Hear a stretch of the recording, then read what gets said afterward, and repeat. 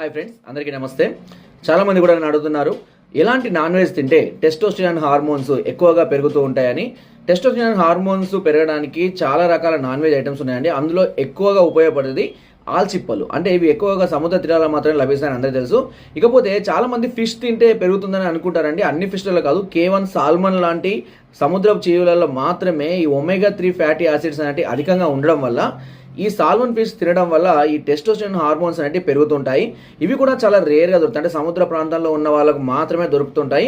ఇక రెగ్యులర్గా అంటే అందరికీ అందుబాటులో ఉండే టెస్టోస్టెరాన్ హార్మోన్ ఇంప్రూవ్ చేసినటువంటి నాన్ వెజ్ ఏంటి అంటే ఎగ్ను కూడా ఏంటంటే బాయిల్డ్ ఎగ్గా తీసుకున్నప్పుడు మాత్రమే అందులో ఉన్నటువంటి ఈ ఒమేగా 3 ఫ్యాటీ యాసిడ్స్ అనేవి మనకు హార్మోన్స్ని ఇంప్రూవ్ చేయడానికి చక్కగా ఉపయోగపడతాయి.